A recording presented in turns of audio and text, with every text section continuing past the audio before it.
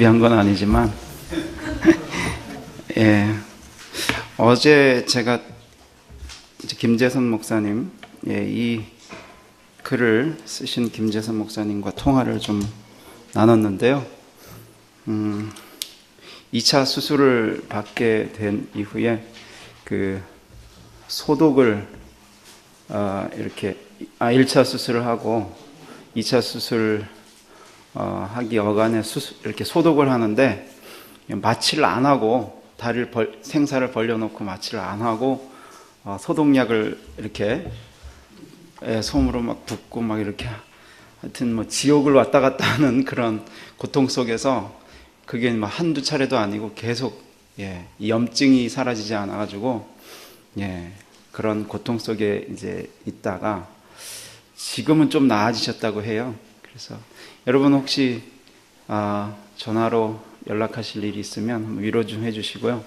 너무나 힘든 그런 수술, 지금 10년 전에 이 수술을 받았는데 지금까지 4차례에 걸쳐서 재수술을 지금 인대가 끊어져서 받았다고 합니다. 그래서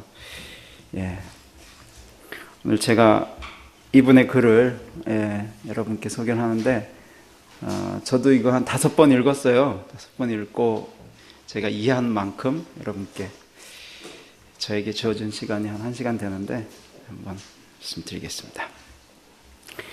들어가는 글 먼저 보겠는데요. 가까운 원인과 먼 원인에 대한 성경 해석과 설교. 결국 김재선 목사님 이 글의 필자가 말씀드리고자 하는 것은 우리가 설교를 할 때에 성경 본문에 이런 가까운 원인과 먼 원인과 관계된 그런 본문들이 많이 있는데 그 중에서 오늘은 3개 정도만 추려서 소개를 했고요. 우리가 설교를 하다 보면 예를 들면 본인이 이렇게 다리를 이렇게 다친 것, 인대가 끊어지고 수술을 받게 된 그 원인은 하나님께서 뭐 그렇게 작정하시고 계획하시고 이렇게 실행하셨다. 이제 이걸 먼저 말하기보다는 우리가 오류에 빠지기 쉬운 게 그걸 먼저 생각하는데 내가 다리 관리를 잘못해서 이렇게 사고를 당했다. 이걸 먼저 생각해야 된다는 거죠. 이것과 또 먼 원인 가운데 하나님께서 과연 무엇 때문에 이렇게 하셨나를 생각할 수 있는 이 두 가지 사실을 긴장감 속에서 항상 설교자가 인식하는 가운데 설교를 본문을 해석하고 또 그것을 설교 속에서 적용해야 한다. 이것이 본 논문의 그런 논지입니다. 한번 읽어보면서 이해해 보기로 하겠습니다. 자, 하나님께서는 이 땅에 예수 그리스도를 통하여 교회를 세우시고 이 교회의 품속으로 자녀들을 모으기를 기뻐하셨으며 목사와 교사들 임명하셔서 그들의 입을 통하여 자기 백성을 가르치게 하셨다.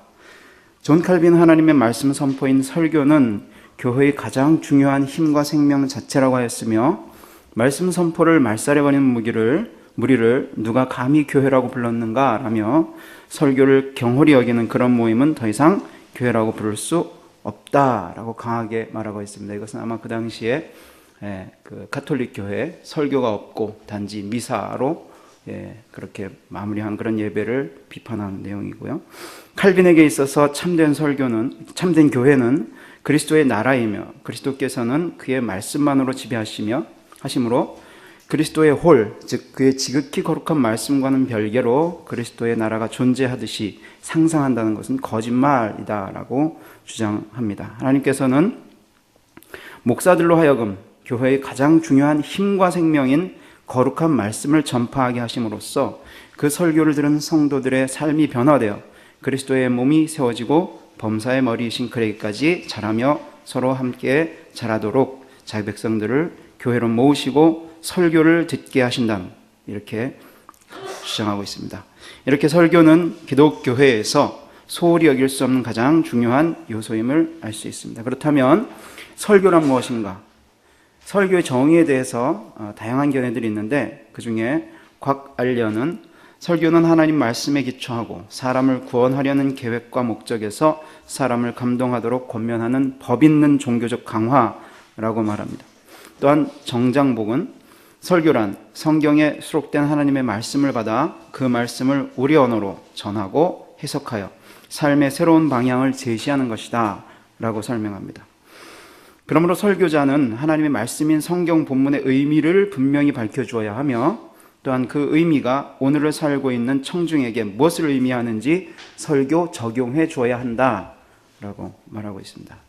설교의 목적이 청중의 변화에 있다고 주장하는 조엘 비키는 설교는 성령의 복주심으로 말미암아 청중 자신과 그가 하고 있는 모든 일에 있어서 더욱 구주를 닮아가도록 청중을 변화시키는 것이다 라고 말합니다. 같은 맥락으로 이 성구는 말씀을 맡은 사역자로서 목사는 하나님의 말씀의 뜻을 잘 가르쳐서 하나님 말씀이 온 청중에게 풍성히 공급되게 해야 한다. 그 말씀의 뜻을 바르게 이해하고 적용하게 되는 일이 이루어져야 기본적인 사역이 이루어진 것이다 라고 합니다. 그러므로 설교는 고대에 기록된 성경 본문이 오늘을 살아가고 있는 현대의 청중에게 재현되고, 그 결과로 설교의 궁극적인 목적인 청중의 변화가 일어나도록 해야 한다. 따라서 설교란 하나님으로부터 세움받은 설교자가 하나님의 말씀인 성경 진리를 오늘날의 언어로 해석하여 청중의 변화를 목적으로 선포하는 구체적인 행위라고 할 수 있습니다. 그렇다면 청중의 변화를 목적으로 하는 설교가 오늘 여기에 살고 있는 청중에게 바르게 전해져서 그 목적이 제대로 이루어지고 있는가 하는 의문이 제기됩니다.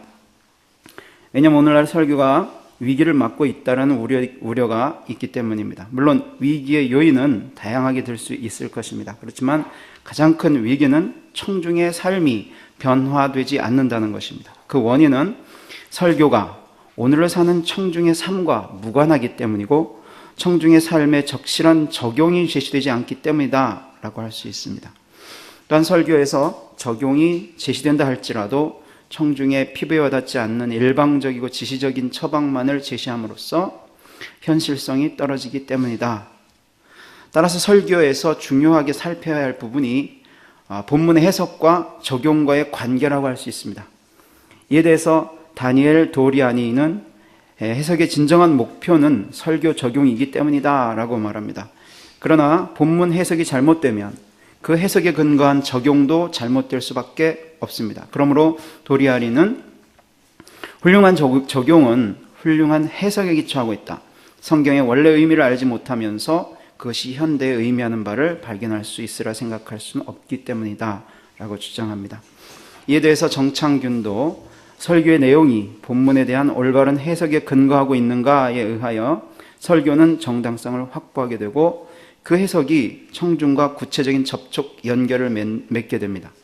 해석이 곧 적용은 아닙니다. 그러나 해석이 없이 적용이 이루어질 수는 없습니다. 적용은 해석에 근거를 두고 있습니다. 해석을 어떻게 하는가에 따라서 적용도 다르게 됩니다. 그러므로 해석이 잘못되면 적용도 잘못될 수밖에 없다. 특히 본문의 문맥을 떠난 자의적 해석이나 영해는 설교자들이 주의해야 할 해석 방법이라고 주장합니다. 계속해서 그는 그리고 지금의 청중에게 전달되지 않는, 청중과 아무런 관계를 찾을 수 없는 그런 해석은 설교가 아니요, 본문의 해석이 아닌 전달도 설교가 아닌 것이라고 주장합니다. 또한 적용은 해석에 근거를 두기 때문에 해석이 정당하지 않으면서 적용만 올바르게 할 수는 없는, 즉 해석이 잘못되면 적용은 필연적으로 잘못될 수밖에 없다는 지극히 평범하면서도 중요한 내용을 제시하고 있습니다. 이런 문제에 대해서 화란 신학자였죠. 1900년대 중반 활동한 홀베르다는 성경 해석에서 역사적인 순간을 고려했다가 적용해서 그것을 다시금 무시해버린다면 그것은 아무 소용이 없다라고 말함으로써 해석과 적용을 별개의 독립된 영역으로 볼 수 없다는 인식을 나타내고 있습니다. 설교자가 설교할 때 본문의 의미를 올바르게 해석하고 그렇게 해석된 의미를 근거로 올바른 적용을 하고 있는지, 아니면 설교자 자신이 원하는 적용을 위하여 설교자가 원하는 의미를 본문에 부여하고 있지는 않는지 점검해야 합니다. 자, 본고는 이러한 문제점을 인식하는 것으로부터 시작합니다.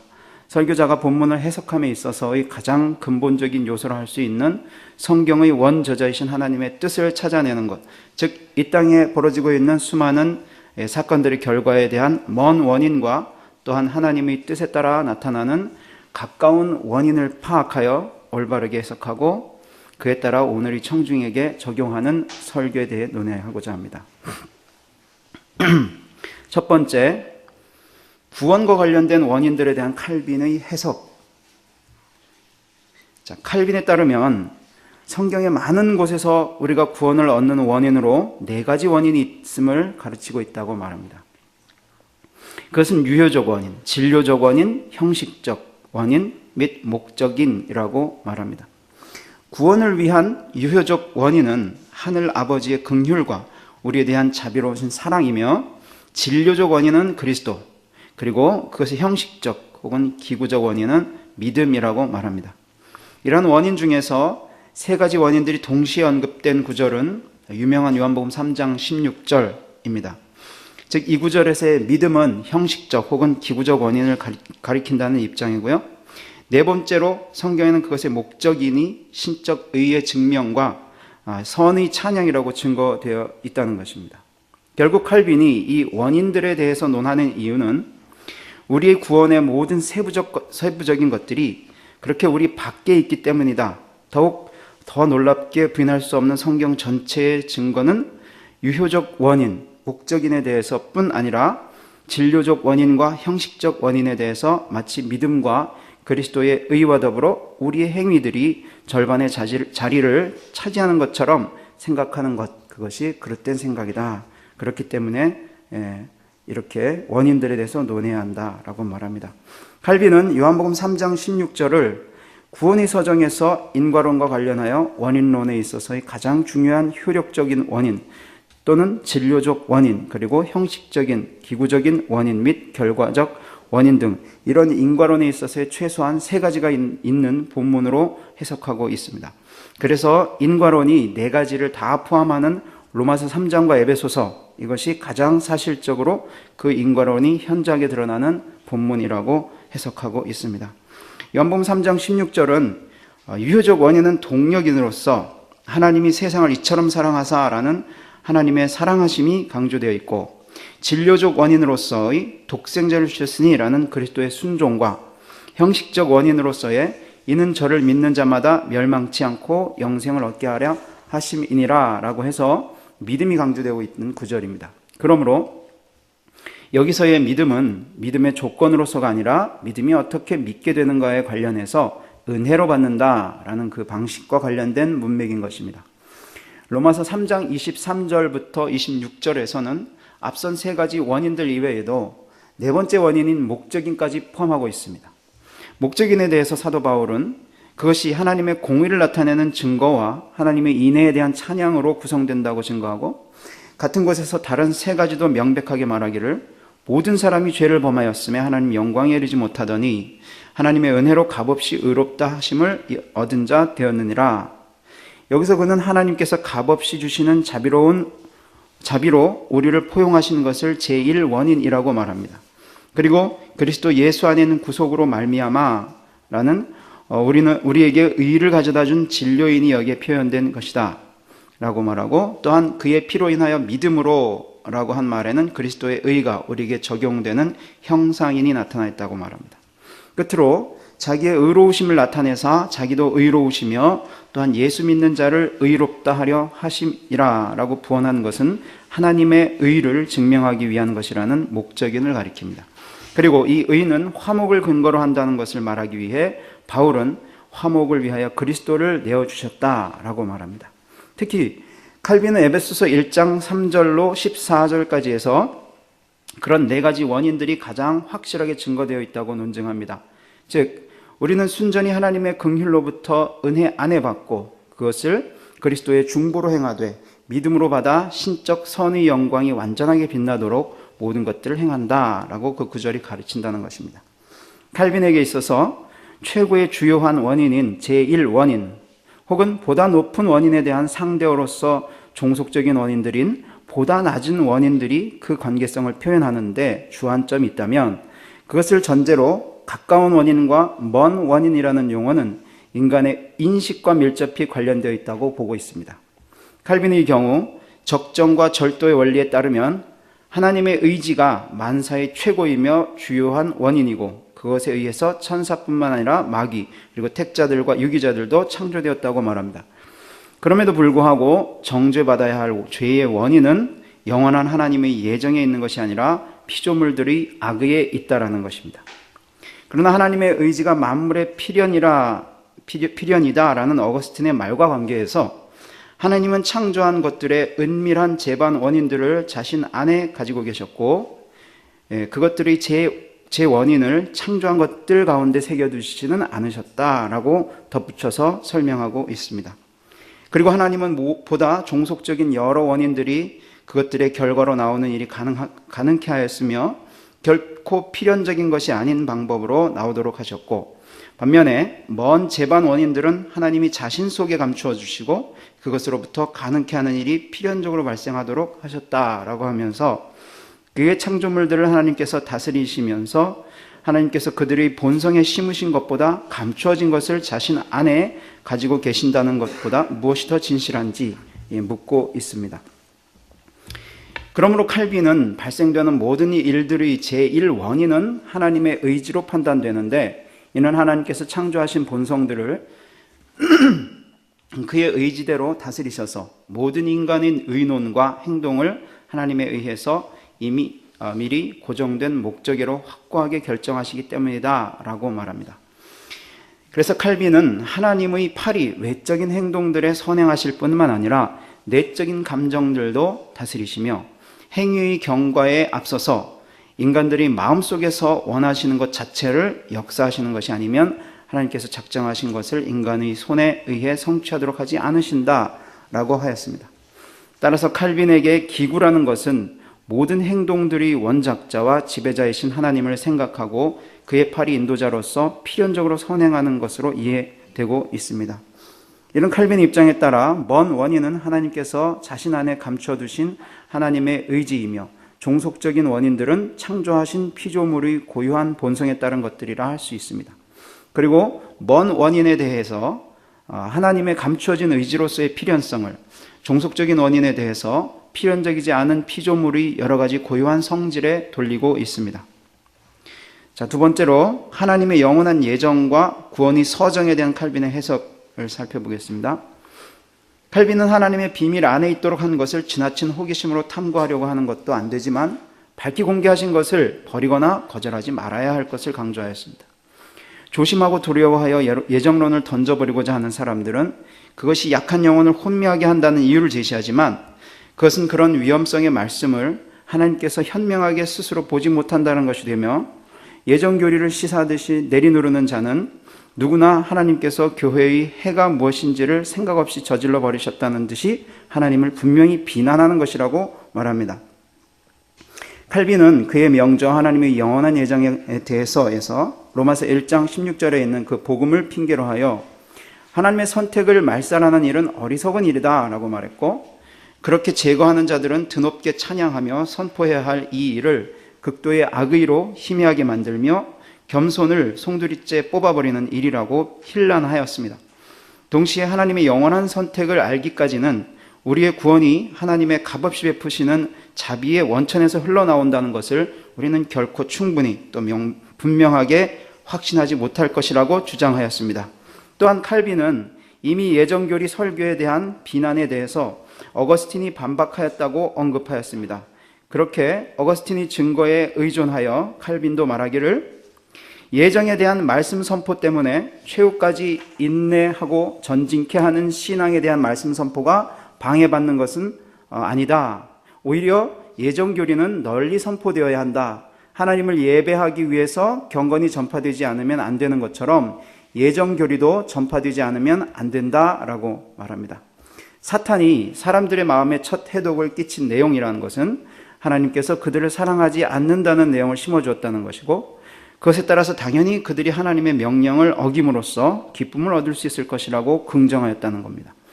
그것의 결과로서 하나님이 죽음이라고 선포하시는 곳에서 생명을 추구하게 되었다는 것. 바로 처음부터 계속 이와 같은 말을 사탄이 여러 가지 이단들을 통해 교회를 오염시키고 있다라고 칼빈은 주장하고 있습니다. 따라서 사탄이 처음부터 스스로가 하나님의 자유로운 은총과 값없는 사랑의 대적자임을 선포해 왔음을 지적하고 있습니다. 이런 사탄과의 싸움에서 예정론의 가치를 높이고 따라서 그것의 영적인 실천적인 의미는 대단한 것이었습니다. 영원한 하나님의 예정에 대한 교리는 하나님의 교회에 필연적이어서 그것 없이는 신앙이 참되게 가르쳐질 수 없고 확실하게 정립될 수 없다라고 강조하고 있습니다. 인간은 그것 없이는 결코 참된 겸손과 하나님에 대한 참된 지식에 도달할 수 없다라고 말하는 겁니다. 즉 하나님의 영이 우리의 마음속에서 저울질하시는 우리의 선택은 우리 자신 안에 있지 않고 선한 하나님의 영원하고 불변하신 기뻐하심에 있다라는 사실을 우리가 듣고 의심함이 없이 믿을 때보다도 더 적절하게 믿음을 세우고 존립시킬 만한 길이 없다라는 겁니다. 세상의 휘몰아치는 폭풍들과 사탄의 공격에도 그리고 우리의 육체의 변화무쌍함과 연약함에 의해서도 버림받을 수 없다라는 그런 확고함 속에 있는 것입니다. 같은 것의 원인을 하나님의 뜻과 의논 속에서 발견하게 될 때만 우리의 구원은 보증이 됩니다. 그와 같이 하나님의 무한하신 선은 사탄도 전복할 수 없고 지옥의 문일지라도 그것을 이길 수 없는 우리의 피난처라고 칼빈은 말합니다. 반면에 인간론과 같은 그렇게 약한 근거 위에 기초한 모든 위로를 사탄은 쉽게 무너뜨릴 수 있을 것이다. 참된 겸손과 하나님에 대한 참된 지식의 유익 이외에도 예정 교리는 하나님께 진정한 감사를 올리도록 한다고 말하였고, 또한 그 교리만이 하나님의 명령에 따라 하나님께 조심스럽게 순종하도록 한다고 말하고 있습니다. 구원의 서정에 있어서 모든 은총이 선택에서 흘러나옴을 택함받은 자로서 아담과 다윗을 한 예로 들어 설명합니다. 즉 아담과 다윗은 세상이 창조되기 전에 그리스도 예수 안에서 택함을 입어 그들이 비록 가장 무섭게 타락하고 죄를 지었을 때조차도 하나님께서 아담을 찾으시고 그를 부르시며 친절하게 그와 대화하시고 그에게 화해의 가장 기쁜 언약을 주실 만큼 그렇게 그들의 머리가 되신 같은 주 예수 안에서 사랑을 입었습니다. 같은 사랑으로부터 하나님은 범죄한 다윗에게 선지자 나단을 보내셨고 다른 사람을 비유로 하여 그의 죄의 전율을 느끼도록 하셨으며 처음에는 공포를 느끼게 하고 양심을 때리며 그 후에 가장 부드럽게 절망의 늪으로부터 일으켜 세우셨습니다. 이런 모든 은총들은 이런저런 사람을 향하여 시종일관 하나님의 불변하신 사랑으로부터 나옵니다.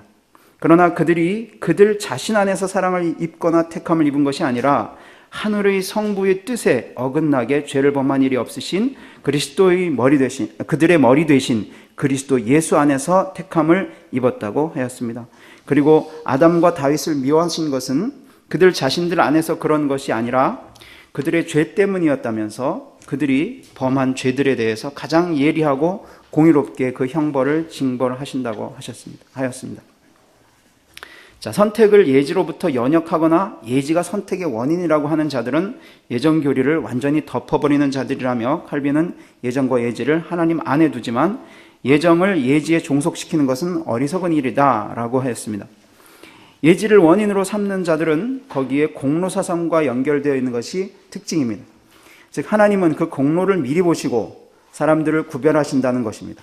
그의 은혜를 받을 만한 가치가 있는 자들을 미리 아신 자들로 그의 자녀의 자리에 입적시킨다고 한다든지 악과 불신앙으로 기울어질 그들의 성향 때문에 불쾌하게 여기시는 자들을 죽음의 저주를 받도록 하였다라는 논리입니다. 선택에 대해서는 하나님의 자유로운 예정으로 돌리지만 유기에 대해서 하나님을 죄의 원인자로 돌리지 않기 위해 단지 그들에 대해서만 예지하셨다라는 식으로 예정교리를 모호하게 하는 자들을 칼빈이 비판하고 있는 것입니다.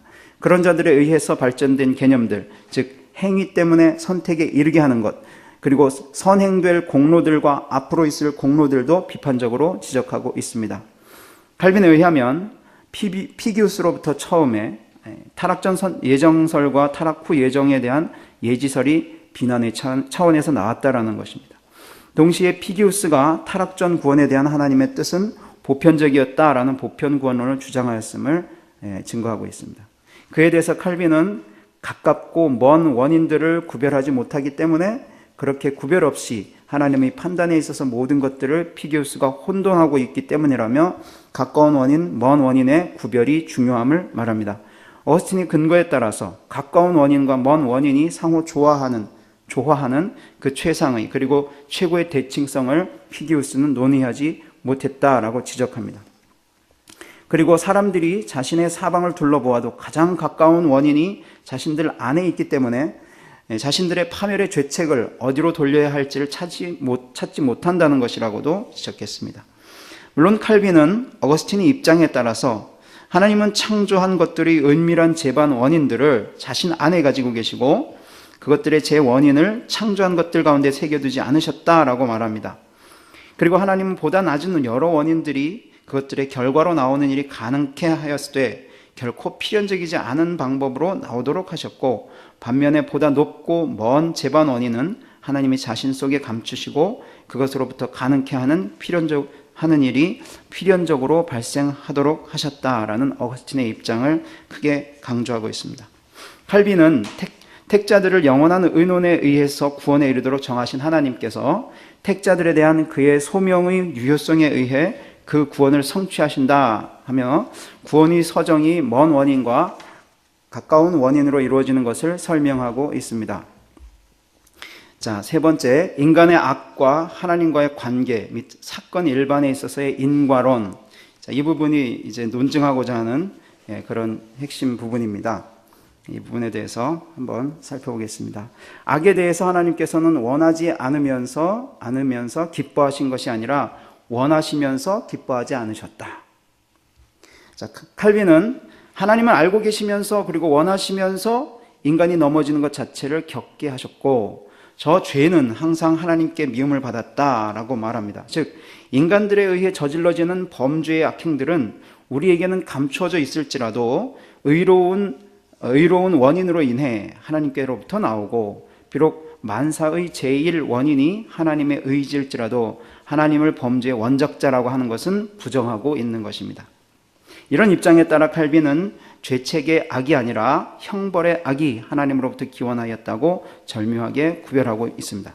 그러므로 하나님이 만사의 원작자로서 자신이 빛과 어둠을 창조하시고 선과 악을 조성하신다고 증거되고 있고, 이사야서 45장 7절에 자신이 행하시지 않으면 어떤 악도 생기지 않는다라고 아모스 3장 6절에 말씀하시는데, 하나님께서는 자신의 심판을 집행하실 때에 원하시면서 하시는가 아니면 마지못해 하시는가를 칼빈은 반문하고 있습니다. 가까운 원인과 먼 원인을 구별하는 원인들이 다양성에 근거하여서 하나님께서 사탄과 인간을 통해 행하고 계시면서 어떻게 저들이 범죄로부터 전혀 오염되지 않으시는지, 심지어 같은 일을 행하시면서 모든 죄책을 면할 수 있으시며 자신의 사역자들을 의롭게 정죄할 수 있는가라는 문제 때문에 행하는 것과 허용하는 것 사이에 구별이 생겼다라고 말합니다. 그러나 그러한 것은 허망한 구별이라고 배척하고 있는 것도 있습니다. 예를 들어 하나님께서 백성들에게 진노하사 다윗의 마음을 선동하셔서 그는 인구 조사를 하고 있었고, 사무엘하 24장 1절, 다른 곳에서는 사탄을 같은 일에 선동의 원작자로 만들고 있습니다. 역대상 21장 1절. 따라서 칼빈에 의하면 사탄은 하나님께서 원하시는 대로 어디로든지 사람들의 마음을 몰아세우는 하나님의 진노의 부채라고 하였습니다. 특히 유기자들은 사탄의 기구들인데, 이는 사탄이 그들의 마음을 악한 욕망으로 자극할 뿐만 아니라 효력적으로 끌고 다니기 때문이다 라고 말하고 있습니다. 또한 칼빈은 실로 하나님께서는 자주 사탄의 중재활동을 통해 유기자들 속에서 행하시는 것을 인정할지라도, 그러나 사탄은 하나님의 추진으로부터 주어지는 한도 내에서 자기 몫을 스스로 행하고 성취하는 것이라 라고 합니다. 계속해서 그는 우리는 외부로부터의 자극에 의해서 인간의 마음이 광폭하게 거칠어진다고 생각하는 것도 아니고, 마치 자신의 완고한 악의에 의해서 자발적으로 완고함 그 자체로 몰아세우지 않는 것처럼 강팍의 원인을 하나님께 돌리는 것도 아니며, 성경이 가르치는 것은 인간들이 악하게 행하는 것이 하나님의 작정에 의해서 되어지지 않으면 있을 수 없다라는 것이라고 하였습니다. 자, 예를 들어서 사울은 자신의 범죄에 의해 행해져서 심중에 품어진 그 광기를 자발적인 충동으로부터 토해내고, 그럼에도 불구하고 사탄이 그를 몰아세우고 하나님께서는 그것을 한가하게 보고 계신 것이 아니라 원하고 계시면서 그것을 행하고 계신다라고 하였습니다.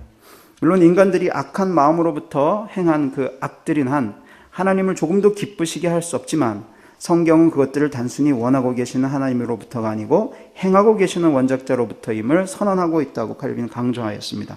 따라서 그는 심판자가 하고자 원하는 것을 작정하지도 않고 사역자들에 대한 수행을 명령도 아니하고 다만 허용한다는 것은 우스운 일이라고 하였습니다. 이에 대해서 하인리히 헤페는 모든 악이 명령된 의지에 상반되게 일어나지만 절대적으로 어떤 것도 하나님의 유효적 의지나 유효적으로 허용된 의지에 반대로 일어나지 않기 때문에 실제로 일어나는 모든 것은 강제적 필연성이 아니라 가정적이며 결과적 필연성으로서 하나님에 의해 필연적으로 일어난다면서 칼빈의 주장에 적극적으로 동의하고 있습니다. 또한 헤페에 따르면 아담의 타락에 대한 하나님의 관계는 한가한 방관자의 태도가 아니었습니다. 하나님께서는 오히려 자신의 능동적인 허용과 결정을 통하여 그것이 일어나도록 하였습니다. 물론 하나님께서는 아담으로 하여금 범죄하도록 강요하지도 않았고 죄와 투쟁하는 그에게서 은혜의 상태를 처리한 것도 아니며 실제적인 타락이 일어나도록 아담과 약간이나마 협력한 것도 아닙니다 라고 말합니다.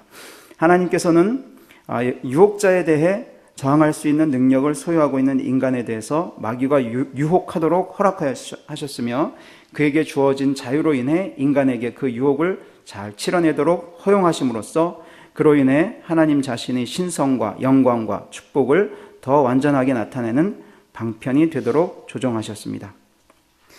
칼빈은 사탄을 하나님의 동역자로 만들거나 하나님께 악의 책임을 지음이 없이 어떻게 같은 일을 하나님과 사탄과 사람에게 각각 원작자로 돌릴 수 있는가 물으면서 그에 대한 대답으로 욥의 예를 들어서 행하는 목적과 방식이 다르다고 설명하였습니다. 즉 하나님의 뜻은 재난으로 자신의 종의 인내심을 단련하는 것이었고 사탄은 그를 절망으로 몰아넣으려고 전력을 다했으며 갈대아 사람들은 법과 공의를 어기면서 남의 재산을 빼앗아 이익을 보려고 애썼다라는 것입니다. 그는 의도들이 이렇게 다른 것으로부터 이미 행동은 분명하게 구별되고 있다고 하였습니다.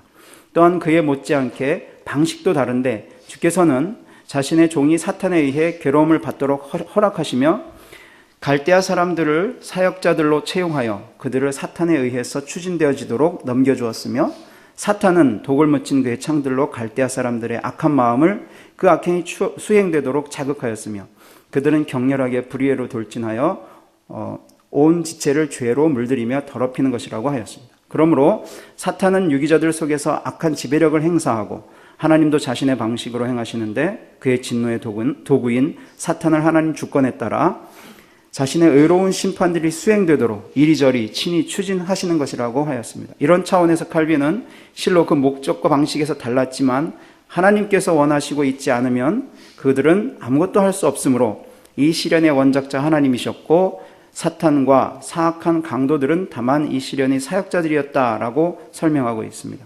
그럼에도 불구하고 이렇게 목적과 방식의 차이는 하나님의 의가 아무 흠 없이 빛나게 하며 사탄과 사람의 추함은 그 사악함을 폭로한다고 하였습니다. 칼빈은 여기서 모든 피조물들이 지탱되고 움직여지는 효력을 얻는 하나님의 보편적인 활동은 생략하고 하나하나의 행동 속에서 나타나는 특별한 행동에 대해서만 말한다고 강조하였습니다. 칼빈은 이런 내용이 성경에서 분명하게 그리고 모호하지 않게 가르쳐지는 것들이라고 하였습니다. 그는 예외 없이 성경 안에서 가르치고 있는 것은 무엇이든지 배우려는 겸손한 자세를 가지는 것이 우리를 지혜롭게 만든다고 강조하였습니다. 자, 다윗의 사례 사무엘하 24장인데요. 인구조사하는 문제. 자, 1절에 보면 여호와께서 다시 이스라엘을 향하여 진노하사 그들을 치시려고 다윗을 격동시키사 가서 이스라엘과 유다의 인구를 조사하라 라고 하신지라 라고 기록되어 있습니다. 하나님께서 어떠한 연유로 이스라엘을 벌하시기 위해 다윗으로 하여금 인구조사를 하게 하시고 그 인구조사를 빌미로 이스라엘의 징계의 회초리를 대셨다라는 사실입니다. 이 본문을 통해서는 하나님께서 왜 그렇게 하셨는지 그 이유가 분명히 드러나지는 않습니다. 그러므로 설교자는 문맥을 좀 더 확대하여 역대기에서 열왕기서나 역대기에서 병행구절을 찾아보아야 합니다. 특히 역대상 21장에 다윗의 인구조사에 대한 병행구절이 나오는데 그러나 여기서는 관점이 조금 다르게 기록되어 있음을 볼 수 있습니다. 자, 역대상 21장 1절에 이렇게 나와 있습니다. 사탄이 일어나 이스라엘을 대적하고 다윗을 충동하여 이스라엘을 계수하게 하니라 라고 말씀합니다. 그러므로 설교자는 사무엘 하의 내용과 이 역대상의 내용을 함께 비교하면서 해석해야 합니다. 자, 이 두 본문을 통해서 볼 수 있는 것은 한 가지 사건 안에서 하나님과 사탄 그리고 사람이 서로 역사한다라는 구조가 있다는 겁니다. 먼저 다윗은 사람의 일을 행했습니다. 다윗이 왕으로서 이 일을 하는 방식은 요압과 백성의 지도자들에게 이스라엘을 계수하여 그 수요를 보고하라며 인구조사를 지시한 것입니다. 그는 왜 그런 일을 하고 있는가?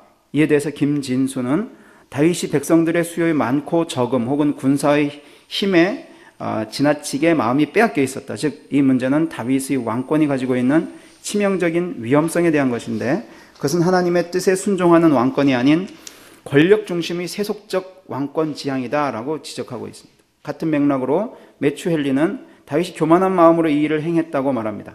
그것은 자신의 위대함을 자랑하고자 하는 교만이었고 백성들의 수가 증가한 것은 마땅히 하나님의 축복으로 돌려져야 함에도 불구하고 그것은 그 모든 것을 자신의 공로로 돌리는 것이었다라고 다윗이 자신의 힘을 신뢰하고자 하는 교만을 말하고 있습니다. 따라서 다윗이 인구조사를 통해 이스라엘의 군사력, 즉 유사시 병력으로 사용할 수 있는 유효 병력을 파악하여 그 힘을 과시하며 스스로 위로를 얻으려고 하였습니다.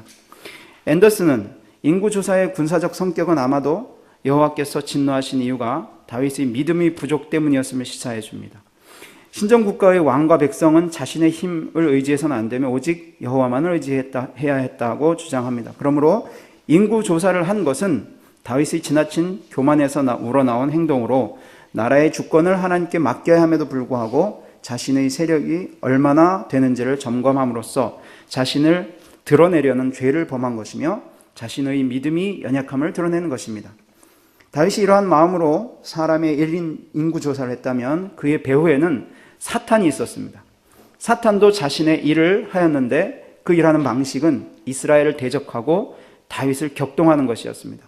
사탄은 자신의 사악함으로 하나님께 가장 미워하신다고 생각되는 것들을 하나님의 성도로 하여금 행하게 하고 있습니다. 그렇게 함으로써 하나님과 성도 간의 불화를 조장하는 것이 사탄의 목적입니다. 하지만 하나님의 의지와 허락이 없이는 사탄은 아무 일도 할 수 없습니다. 그러므로 사탄은 분명히 하나님의 권능 하에 있으며 하나님의 명령을 받아 그를 섬기지 않을 수 없도록 되어 있습니다. 또한 그는 하나님께서 허락하신 것만을 행하게 됩니다. 그래서 사탄은 원하든지 원하지 않든지 창조주에게 순종하게 되는데 그것은 하나님께서 그에게 재촉하실 때에는 언제든지 하나님의 명령대로 행하지 않을 수 없기 때문입니다. 이 사건에서 다윗은 사람의 일을 행하였고 사탄은 사탄의 일을 하였습니다. 그리고 이 사건의 근원에는 하나님께서 하나님의 일을 하셨다는 사실입니다. 하나님께서는 죄를 범한 이스라엘을 징계하셔서 회개케 하심으로 거룩한 교회 공동체를 세워가도록 하시려는 목적으로 일하십니다. 하나님의 일하는 방식은 사탄이 다윗을 충동하려는 악한 계획을 그대로 허락하시면서 하나님의 종인 다윗을 사탄의 손에 잠시 넘겨주셨습니다. 또한 다윗이 잘못된 행위를 내버려두는 방식으로 일하셨습니다. 하나님의 종인 다윗이 영적으로 깨어 있었다면 자신의 욕망을 드러내지 않았을 것이며 사탄의 충동에도 이겨냈을 것입니다. 그렇지만 다윗은 교만한 마음으로 인해 하나님의 거룩한 백성으로서의 영적인 감각이 무뎌져 있었고 그로 말미암아 하나님께 죄를 범하게 된 것입니다.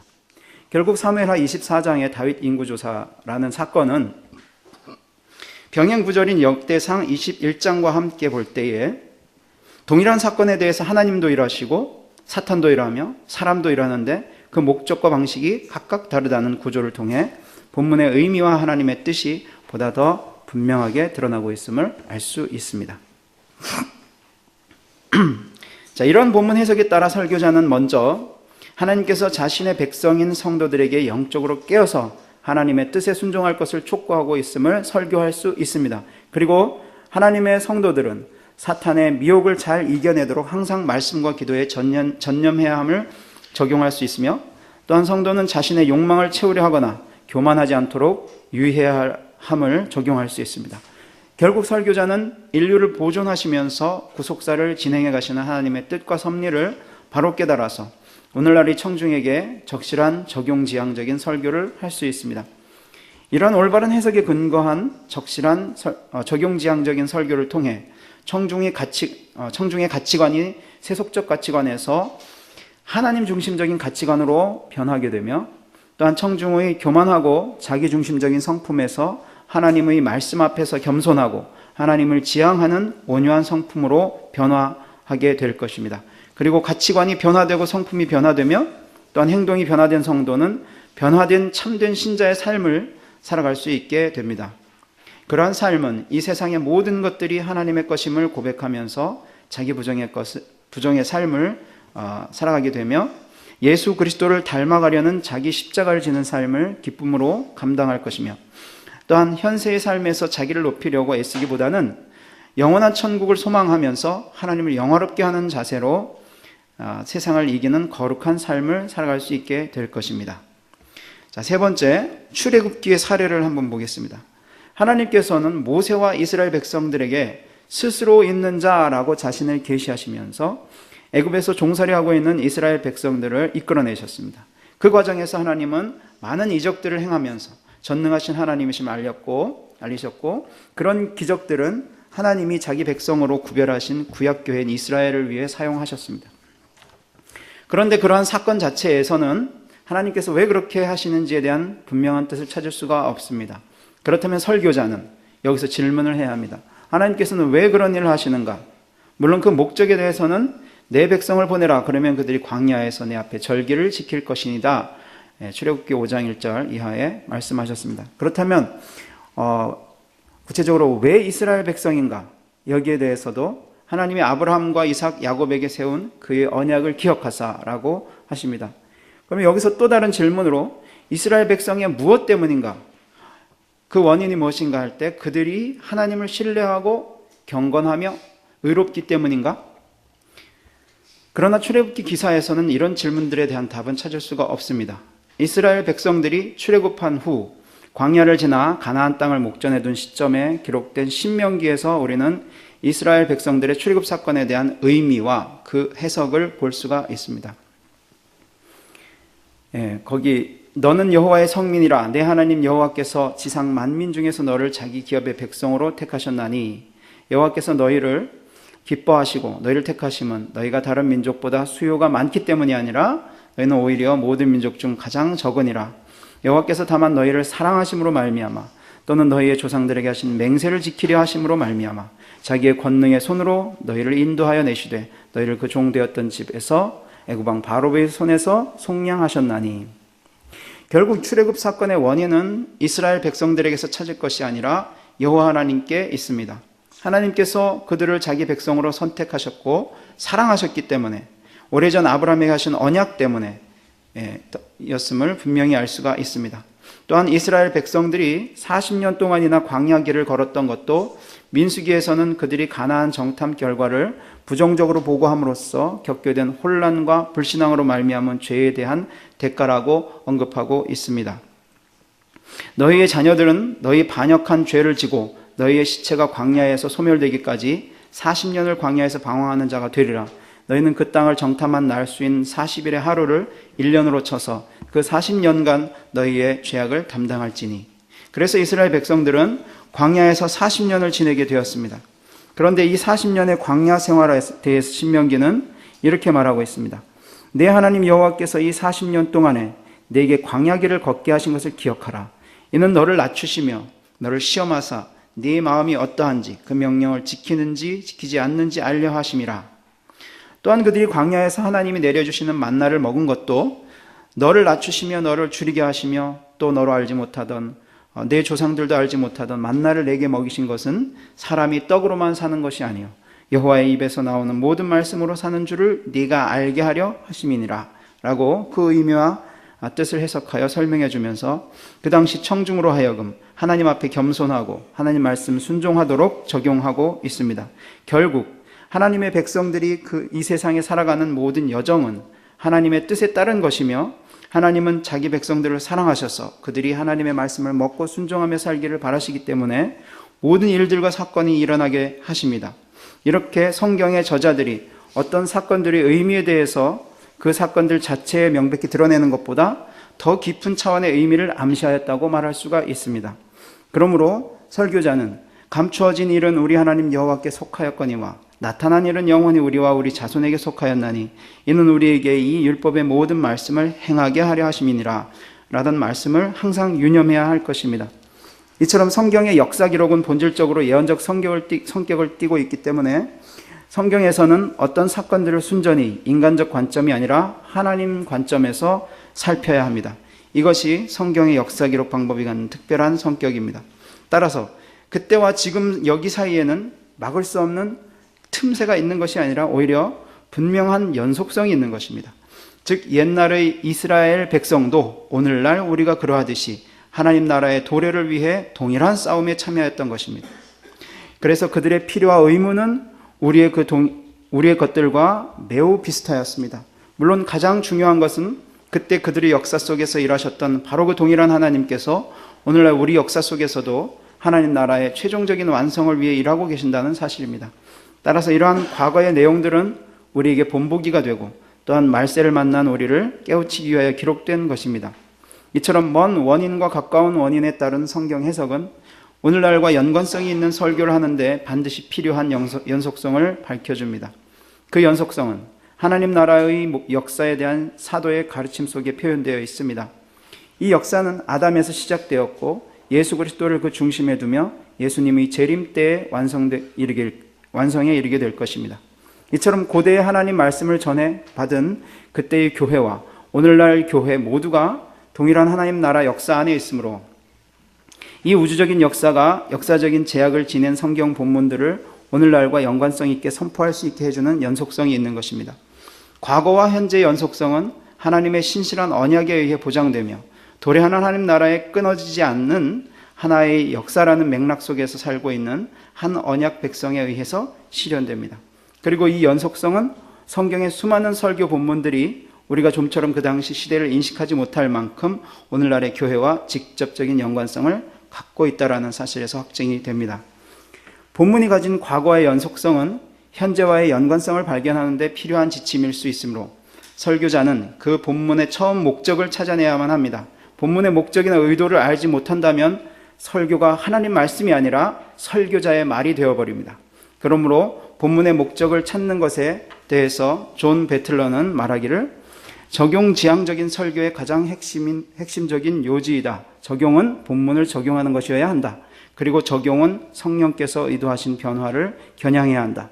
본문의 목적을 잘 모르면 적용도 제대로 할 수 없다며 설교자는 본문의 의도와 목적을 올바르게 찾아야 한다는 것을 강조합니다. 설교자는 고대의 성경과 현대의 청중간의 교차점에 서 있으며 또한 둘 모두에게 책임을 갖고 있습니다. 사도 바울은 디모데에게 너는 말씀을 전파하라 때를 얻든지 못 얻든지 항상 힘쓰라 범사에 오래 참음과 가르침으로 경책하며 경계하며 권하라고 하였습니다. 여기서 전파해야 할 말은 곧 하나님의 말씀입니다.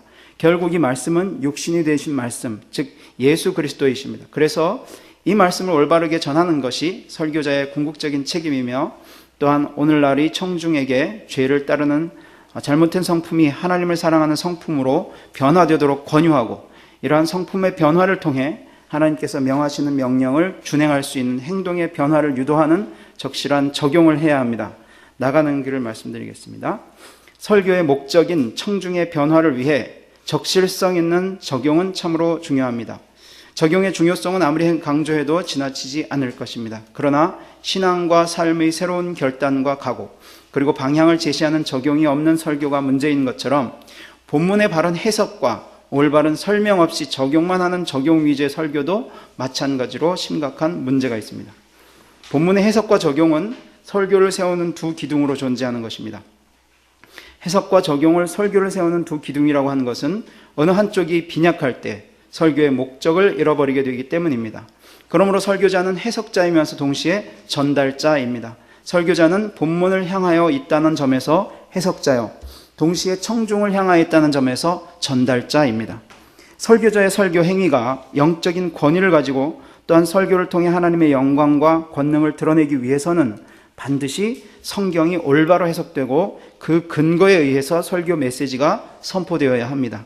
모든 설교는 한쪽은 성경 본문에, 다른 한쪽은 그 시대의 인간 생활의 문제에 연결되어 있는 활시위처럼 뻗어져 있습니다. 만약 줄이 어느 한쪽 끝에만 연결되어 있다면 그 활은 쓸모가 없습니다. 활시위의 양쪽을 연결해야 화살이 날아가서 위력을 발휘하는 것처럼 설교도 양쪽이 제대로 연결될 때에 제 기능을 발휘할 수 있습니다. 그러므로 설교에서 너무 적용에만 치우치지 않고 본문의 해석과 설명이 함께 균형을 이루어야 설교의 목적을 제대로 달성할 수 있습니다. 그렇지만 해석자이면서 전달자인 오늘날의 설교자는 본문을 해석하고 적용함에 있어서 오류를 범할 다양한 위험에 직면하게 되는데, 그 중에 가장 일반적으로 범하게 되는 오류가 바로 자의적 해석이나 편파적인 해석, 파편적인 해석 또는 심리학적인 해석 등을 들 수가 있습니다. 그리고 이러한 잘못된 해석에 의한 설교 적용은 반드시 왜곡될 수밖에 없다는 것이 현실적인 심각한 문제점들입니다. 특히 설교자의 생각을 본문에 주입하여 마치 본문이 그렇게 말하는 것처럼 해석하고 적용하는 의미 주입하기 현상들은 너무나 빈번하게 발생하고 있습니다. 일반적으로 설교자의 생각과 편견들을 본문 속에 주입하여 본문을 읽어가기가 쉽기 때문에 본문에 대해 폭력을 가하게 됩니다. 따라서 설교자는 자신이 가치체계들과 신념체계들이 본문에 비추어 판단받을 것에 대해서 준비하고 있어야 합니다. 그렇지 않으면 성경 말씀을 뒤틀고 왜곡해서 결국 설교자 자신이 원하는 것을 본문이 말하도록 하는 폐해가 발생하게 됩니다. 따라서 설교를 올바르게 잘 하려면 본문 해석이 올바르게 되어야 하며 바르게 해석된 내용을 설교 적용해야 합니다. 따라서 본고 가까운 원인과 먼 원인에 대한 성경 해석과 설교는 설교자들이 유념하여 숙지해야 할 내용이라 할 것입니다. 설교자는 이 땅에서의 모든 일들을 바라볼 때에 가까운 원인도 살펴야 하겠지만 반드시 하나님의 뜻 가운데 일어나는 먼 원인도 함께 고려하여 설교 적용해야 할 것입니다.